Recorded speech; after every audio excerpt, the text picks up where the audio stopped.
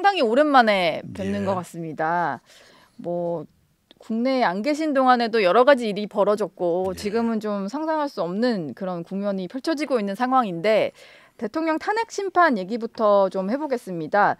당초에는 뭐 지난주 금요일 얘기도 있었고요. 심판 선고가 3월 중순에 나올 줄 알았는데 일단 이번 주에도 기일이 나오진 않은 상황이고 일각에서는 4월로 넘어갈 수 있다 이런 얘기까지 좀 나와요.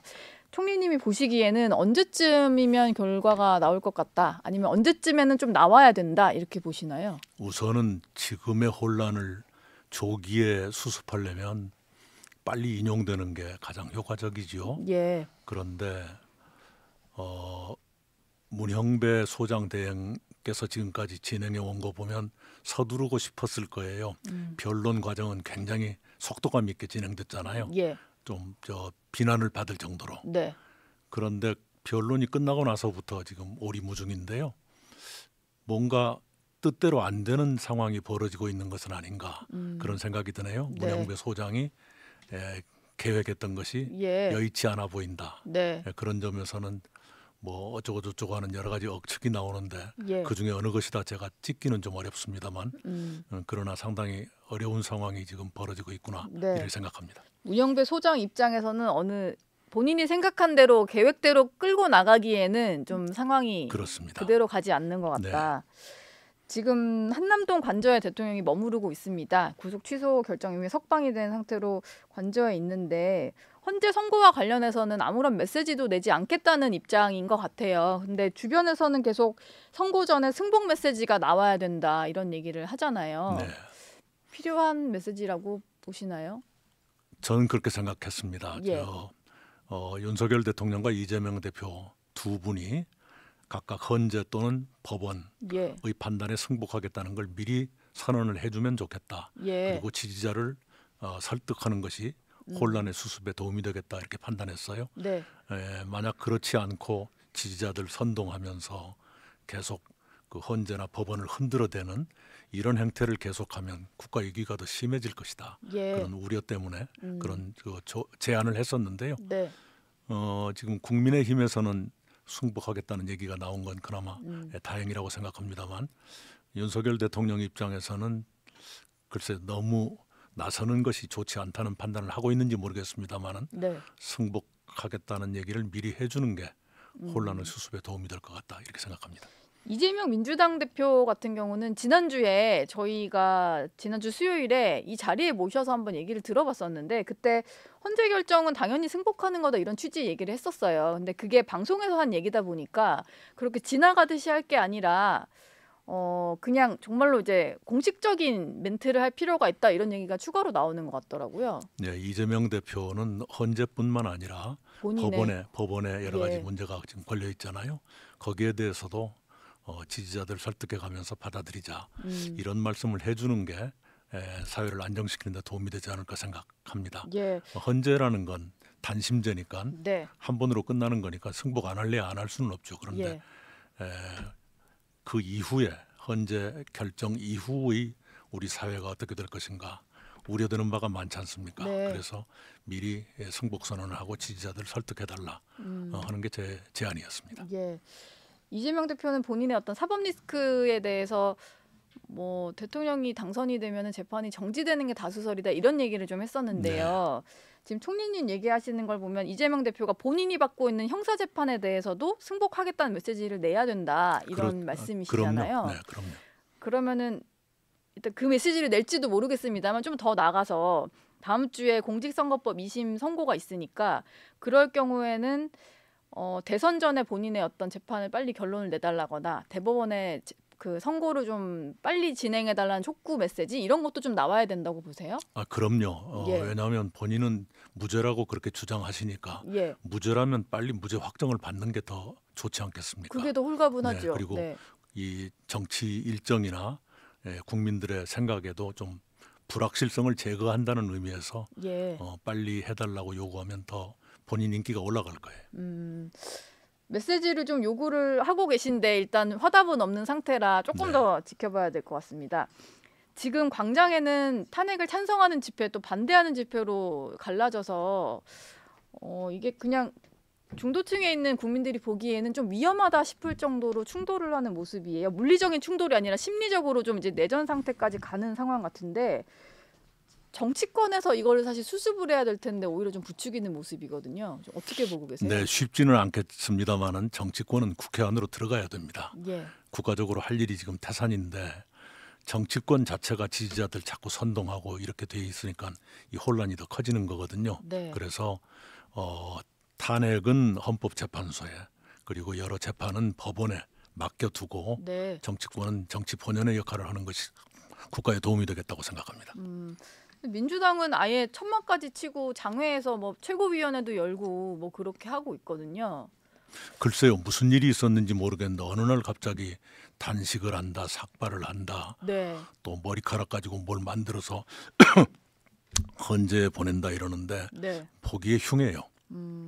그러지 말고 국민들을 좀 안심시키는 쪽으로 노력했으면 좋겠습니다. 예. 그리고 뭐 총리도 지내셨으니까 이런 문제를 아마 국정 운영하실 때도 좀 접하셨을 것 같은데 네.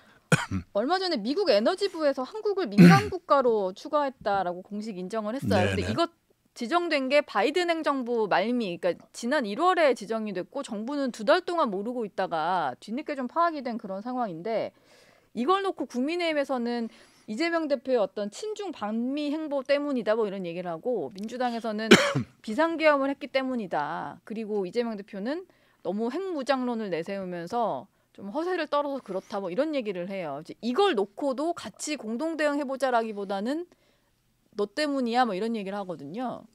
이건 좀 올바른 자세입니까? 네, 우리 네. 한국 정치의 오랜 병폐지요. 네. 네. 그런데 이제 민감 국가 지정이 처음 있는 일은 아니고요. 예. 1980년대, 1990년대 몇 번 있었어요. 그때 보면은 역시 핵 문제와 관련해서 어떤 연구소에 어떤 문제가 그 계기가 됐었죠. 예. 이번에도 보면은 역시 윤석열 대통령이 취임하자마자 그 전에는 유튜버들이 주로 했던 핵무장론 이걸 굉장히 그 날것처럼 좀 거칠게 얘기한 일이 있었거든요. 네. 그것 때문에 바이든 대통령과 윤석열 대통령이 함께 서명한 2023년의 워싱턴 선언에 예. NPT 핵확산 금지 조약 그리고 한미 원자력 협정을 준수한다는 내용이 올라갔거든요. 예. 그것이 그 예고였는지 이번 민감국가 주장의 예고였는지 아니면 그것으로 끝났는데 또 생겼는지 그건 좀 봐야 되겠습니다. 네. 그런 문제가 생기면 자칫 그 AI를 포함한 첨단 기술 관련 협력이 예. 제약을 받는다거나 네. 이런 우려가 있거든요.